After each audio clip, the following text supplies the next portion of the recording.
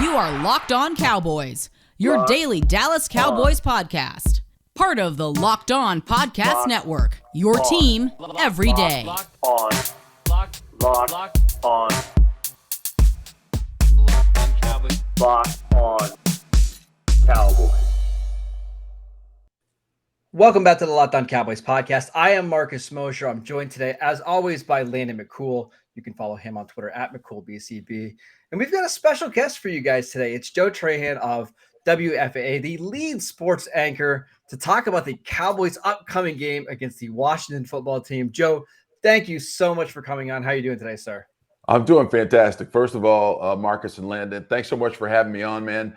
You guys have been doing a good job. I know that, we have this partnership we're working on, and I think it's working out really well. I see you guys on our website at WFAA.com all the time. The content's great. It's what you guys know. Cowboys fans are voracious. They want it. They need it. And the team's good this year. There could be big things to come. So I think y'all are doing a great job, and I appreciate y'all having me on for a few minutes. Yeah, it's a nice little pairing between WFAA and Locked On Cowboys podcast, much like Randy Gregory and DeMarcus Lawrence. Landon, how's that for a segue? We're really cheesy here on the podcast. But, Joe, I want to ask you about Gregory coming back and Neville Gallimore. What kind of boost do you expect those guys to have on this defense this week? So let's go Randy first, right? Because we've seen what Randy could do, especially early in this season when he was one of the best pressure players in the entire NFL. When you pair that with him coming from one side and Tank coming from the other, man, I think that in and of itself could be lethal at times. Neville Gallimore, listen, he's been working on the side, you guys, and we've seen him working on the side a lot. I still expect them to ease him back in.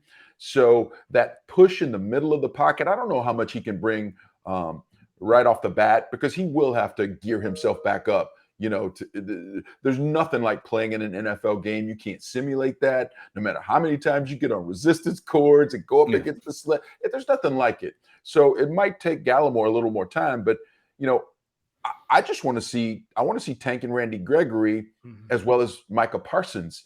I want to see how creative Dan Quinn will be, because that's, to me, you guys. Besides what we've seen from Trayvon Diggs and Micah Parsons on that defense, what Dan Quinn has done. While he can't be the most valuable player on defense because he's not a player, man, he's really close, because he's given up what I like to call that coach's ego, right? Yeah. He doesn't have to do it the way that he's done it before. He's been really pliable. He's been multiple. He's thrown a lot of different looks, playing a lot more man-to-man defense than he had in the past. So I can't wait to see the creativity that he's got in store for Taylor Heinicke when he's got those, when he's got that triangle that he can work with and move. When does he bring Tank from the inside, and how does that, interrelate with what he'll do with Micah Parsons? That's going to be one of the games inside the game, and that's going to be fun to watch. Landon, can I jump in here really quick? I got another question. Yeah.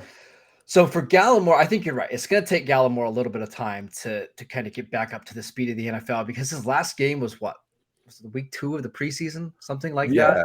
Yeah. Where I think he could have a big impact is just giving some of those other guys a break, right? Because Osa Odighizuwa has played 1 million snaps this year. Carlos Watkins has had to play a ton. But do you think his impact there alone will help this defense? Yeah, it's that domino effect, Marcus, I think, in a good respect, right? I think that if we see the snap count lower a little bit for Odighizuwa, how many times more will he flash? Because we've seen him flash, and it's been like, whoa, okay.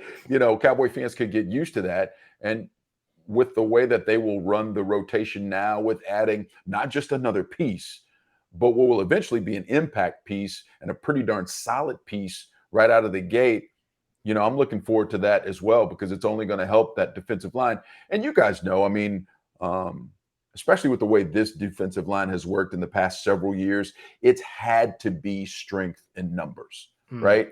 What I would like to see is stalwarts raised to their level and become impact pressure players, because that's when we know that defense won't have to rely as much on the Cowboys offense. And we haven't seen that yet. Even with the way that, this defense flashed last week with the 3 interceptions in the last 6.5 minutes against the Saints, we still haven't seen that defense raise to that level.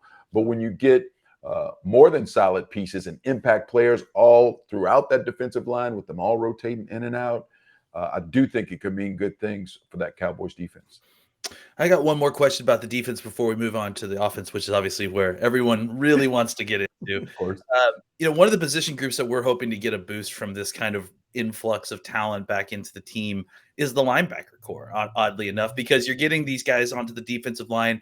And, what we're hoping, just because of how the linebacker core outside of Micah Parsons has played so far, especially in the last few weeks, is that Micah gets an opportunity to kind of step back and play a little bit more linebacker, especially against a team like Washington that really wants to limit possessions. They want to run the football. They want to kill the clock because they don't quite have the high-powered offense to keep up in a boat race, right? So, but talk to us a little bit about the kind of the double-edged sword there, right? Is that you want Micah Parsons back there playing off-ball linebacker because you have a need there. But at the same time, he is obviously playing like one of the best edge rushers in the entire league when he's getting the opportunity there. So talk to us a little bit about what you think, the give and take is there for Micah Parsons playing linebacker for the Cowboys in the next few weeks. Yeah, Landon, and that was kind of what I was talking about or alluding to when I talked about the creativity with Dan Quinn. When does he pull that trigger? How does he pull that trigger? What does it look like, when he does have Micah playing off the ball?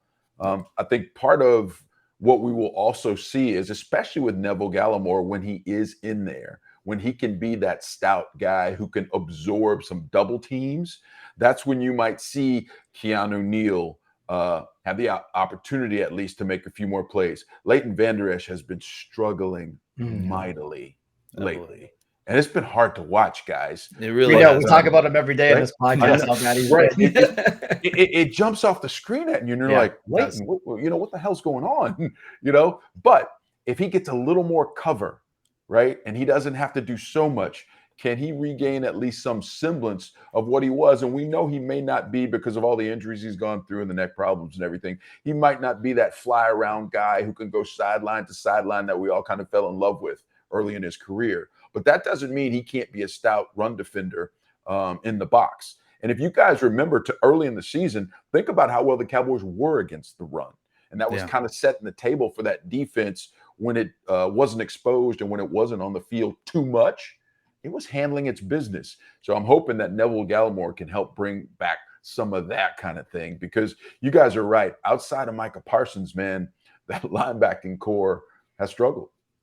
And it's crazy considering we thought that was maybe the strength of this team going into training camp with Jalen and Vander Esch and Parsons and Jabril Cox. I mean, we thought there were just too many guys there. Now I don't even know if they have two guys they trust on the field. So let's transition over to the offense.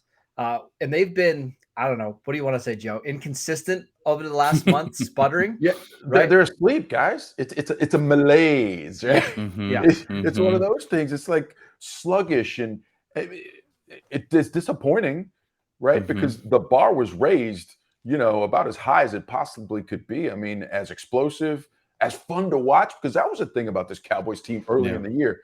Man, win, lose, tie, whatever. Man, it was fun to watch, and it's been anything but these last few weeks. It's because of the offense.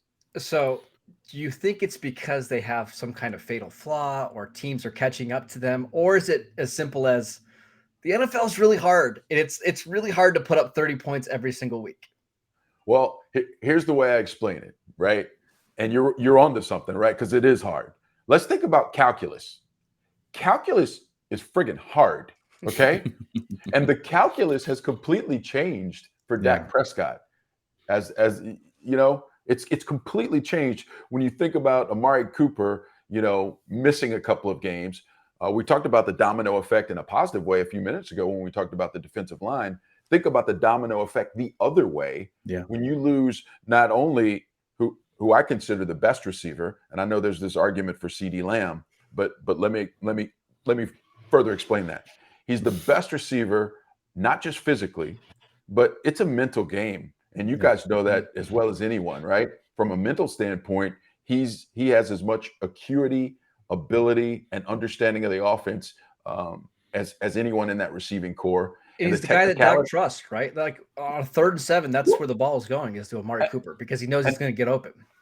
Knows he's going to get open, and he knows he's going to see it the same way. And that's the deal, right? Because he's got the mental acuity, and then he's the most technical route runner, one of the most in the entire league, and certainly on the Cowboys team.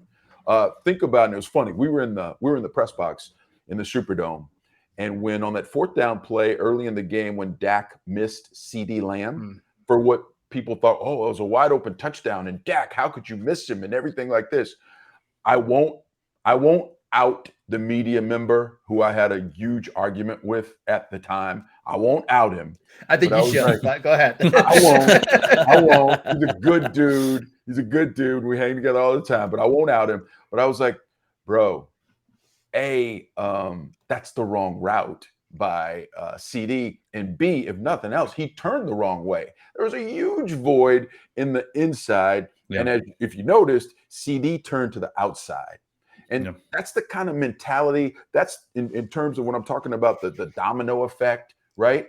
When CD, who is a great talent and who is going to be a great wide receiver in this league, but he still has to, polish things in terms of the mental aspect and how he sees the game.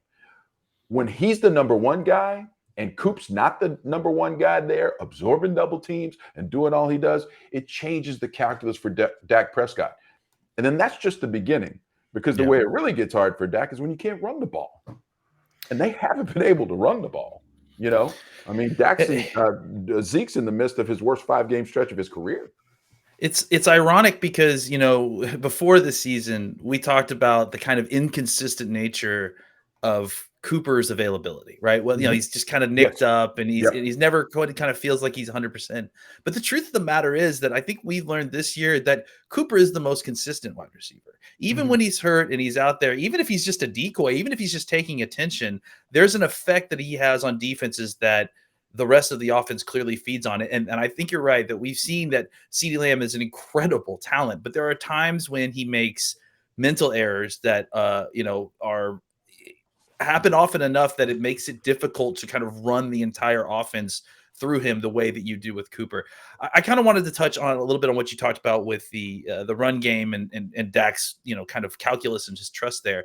To me, another huge portion of this, and we would love to get your take here, is the kind of, let's call it an unforced error by the Cowboys coaching staff by kind of switching the offensive lineup, when they didn't necessarily need to in kind of a short week, especially when they're playing 3 games in 12 days. I think there's some arguments to be made about whether Williams or McGovern is better. I think, there's some people that will argue Steele versus Collins. We have pretty well-defined opinions on this. Right. But we'd love to hear what what your thoughts are here and what you think, do you think that was a mistake for them to kind of try to do this switch right now? Or do you think they're trying to plan ahead to kind of get ready for a playoff run and this could eventually pay off down the road? So I think there's an argument here between continuity and best 5, right? And then in terms of what they did, it was a timing issue, right? I think the timing may have been questionable, but when it's all said and done, when you're in the playoffs, I think you have to identify your best 5. You don't want to lose games while you're doing it, right? Yeah. And that offensive line has struggled at times, especially in November when they only won 1 of 4 games. But I do think you have to identify your best 5 linemen going into the playoffs. Who do you think are those best 5, Joe? Yeah, that's the thing. I still think La'el Collins at his if he's at his ceiling, he's better than Steele. I agree. I still believe that. I agree. And this is really hard, all right? Because we could talk about this for an entire podcast. Absolutely. Oh, we do. Right? We do. Right? The entire thing. Because I mean, if you think about Connor Williams and the fact that for let's say 55 out of 65 snaps, he's really good, but those other 10, it's really bad, and he might get a penalty. Or is there just this little bit of a downgrade in terms of Connor McGovern where, he might not be as solid, but he's also not going to make the big mistake? Man, it's really hard. It's really hard to decide because, you have to decide the person next to them, how does that affect what they do? You know, if Tyron Smith is next to Connor Williams, can he cover up for more of the mistakes? And then when they had to put Steele out there, did Connor McGovern make more sense? I mean, it's incredibly difficult. I think McGovern could be better than Connor. I don't know if he is now, but it's an unfair ask because he doesn't have the experience, right? Yeah. And you can't discount the experience and getting a chance to be a part of that continuity when you grade an offensive lineman. So to put a bow on it, I think Collins and McGovern both have the bigger ceilings, but in the interim, man, it's kind of hard to watch for them to get to that level. And the other thing we don't really know is what are their long-term plans here at the offensive line, because maybe they're looking at it like Connor Williams is a free agent after this year anyways. Let's go ahead and get Connor McGovern 8 or 9 starts this year, and we'll play him next year as our full-time left guard. Or Lyle Collins, who is going to be like $10 to $11 million against the cap next year. If we don't think there's a big difference between the two, why not move on from Collins and play Steele at right tackle? Those are thoughts and discussions they could be having that we don't have the ability to hear about, right? So that's what makes this so tough to figure out from the outside. But I think you laid it out there pretty well. Go ahead. I was going to say, just before we wrap it up, the other thing on that is we know that the Cowboys got mad at Collins. Of course. Right? Yes. For the way he handled the suspension. So, you know, how mad does Jerry's money get? You know, you're never supposed to get mad at your money, but how mad does his money get in terms of long-term? And then, you know, like you said, if they don't see the big difference between McGovern and Williams, and I certainly don't, you know, if it's a better money play with a team that's paying their quarterback $160 million now, and they've always got to be pinching pennies in other spots, maybe that's the play. I think the mistake. I was going to say, Landon, really quickly, there's also the part like, yes, they were mad at Lyle Collins, but Mike McCarthy loves Terrence Steele, right? He loves his work ethic and how hard he worked this summer. So why not reward him a little bit, you know, with some playing time? So that's what makes this whole thing so difficult to solve. That was the one thing I was going to say, is that, you know, the Steele Collins one makes sense on a coaching level simply because Steele is an offseason award winner. Collins is kind of pulling some stuff that's getting him suspended and doing some stupid stuff that obviously makes it easy to get into the doghouse. I think the thing that really, you know, kind of concerned me was that, and I was at Oxnard with you at training camp. We saw McGovern versus Williams. To me, you know, McGovern was good, but it just wasn't ever as good as Williams in Oxnard, right? And then we kind of fast forward to the season, right? And now you're starting to see McGovern in these kind of fullback packages and all this neat stuff, and everyone sees him kind of doing a good job. And it felt like what happened is that there was an excitement about McGovern's role in kind of this auxiliary role. And then that is kind of what pushed him into getting more of an opportunity to kind of take the spot for Williams. And I think the other thing too with Williams is that he got on the bad side he got on the refs list, you know, like the refs holding is happening on every single play. And Williams, for some reason, is the guy that's the magnet for the flag. So I just felt like specifically that position and that switch, it was just oddly timed. And I think I can explain away the Steele and Collins trade-off simply because of what we talked about. The Williams McGovern one to me seems a little bit less explainable timing wise. It's just because of what the way it happened. And it's about, you know, not getting enamored, because what we saw from McGovern was really on a limited scope. Now he was kicking complete ass while he was doing it. It was fun to watch. And I got to tell you, boys, I'm still waiting for the, you know, fake the fullback dive and hit him on a pass. I'm sure every week. We still want our McGovern touchdown. If that doesn't happen before the end of the year, we riot. Well, and the stat that I was looking at this week, and I'm like, oh, this would be great if it was Connor McGovern. The Cowboys have had 15 different players, right? The score touchdown, and if they get to 16, it becomes this record and the whole 9 yards. And if it were McGovern, that would be really cool. All right, Joe, our last question for you before we head out. Do you think this Cowboys team, based on what you've seen so far, is built to make a run in the playoffs?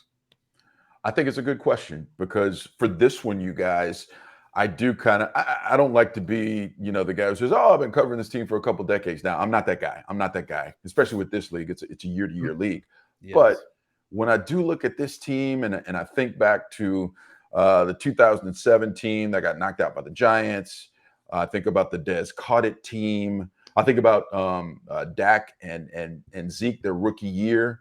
If I just thought about those teams in relation to this one, I do think this team is best suited to make a run. I do think that this is a chance. This is a serious chance when they could get back to an NFC championship, you guys, because despite this malaise that we talked about, I do think that Dak Prescott is that quarterback who can do what you need in the playoffs, and that's get you that game-winning drive.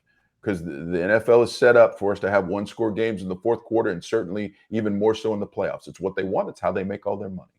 Dak can be that guy. He's got all those game-winning drives on his resume. He believes he can do it. I think the other parts of that offense, they're certainly good enough. The issue they had before was this defense, but I do think it's opportunistic enough. It can come up with that one turnover either late in the game when you need it or early in the game to change the complexion of a game that will allow this team to make a run. Nobody in the NFC scares me. I know Kyler Murray's doing great things. Of course, you got Leonard Fournette coming on with Tom Brady, and Tampa Bay looks good. Aaron Rodgers should always scare Cowboys fans. Always. As a rule, always, right? Mm-hmm. So, yeah, they're all formidable foes. But, look, I'm sorry, man. This isn't just an any given Sunday. The Cowboys are built to contend and play great games with all of those teams. And I certainly think this year, this team has a shot to make it back to that NFC championship game that has evaded them for a quarter of a century. Joe, we want to thank you so much for coming on. But before we let you go, I want you to Look tell at us that about goofy your looking guy. I want you to tell us about your new newsletter that you're launching. That's a lot of Cowboy stuff in it, is it not? Yeah. So listen, it's going to be pretty much all Cowboys. In fact, it's going to be your Cowboys companion, if you will. So when you're getting ready for the game, and look, I know we all have these jobs that keep us busy. Fortunately for me, my job is following football. Fortunately for you guys, y'all do it a lot too, right? But for a lot of people, man, who don't have time during the work week, this is going to hit your inbox on Fridays. It's going to give you a quick read, a couple of fun facts, some stats. If you're going to the watch party, if you're going to the bar to watch the game, this is your companion to just get you ready for the game, get you ready for, what the Cowboys have in store that week. And look, I'm not trying to, rewrite history or do anything, revolutionary with this thing. I'm just trying to help everybody because I know everybody's busy trying to get through the week. And that's really what this was born out of. I've been doing this for a couple of decades. And like I said, I don't like to toot that horn a lot, but I do have perspective. I've got that on my side, if nothing else.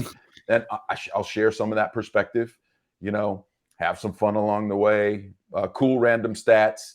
Like the debut is going to drop this Friday. I've got a cool stat in there about how much alcohol that Cowboys fans consume, right? And where that ranks in the NFL, right? It's I found important. that, right? Yeah. So it's not just hardcore football. I mean, it's got some hardcore stuff in there. And I talk about that offensive malaise and the run game and what Zeke has been doing. I do get into that kind of stuff. But you can even go now that there's a QR code on the graphic you have up on the screen. If you go to the QR code or go to WFAA.com/playbook, you can hit that website, scroll down and sign up. And then every Friday, around noon, midday, it'll hit your inbox and just a little something to help you get ready. That's all. That's what we do. I'm just trying to help. Well, Joe, thank you so much for coming on. We'd love to have you back soon because I think that was fantastic. That was a lot of good talk. So first and foremost, I don't know how long we were on, but it flew, boys. It flew. It flew. So yeah, let me know, see if we can do this, and then we'll have you guys, you can reciprocate and we'll grab you on the TV side and we'll do it. You can follow him on Twitter at Joe Trahan. You can follow the show at Locked On Cowboys. Landon is at McCool BCB. Join us on Friday as we preview the Cowboys Week 14 game against the Washington football team. Can't believe it's already Week 14. Golly, but I know it's just flying flying by. So we'll be back Friday. We'll see you guys next time. Thanks, guys.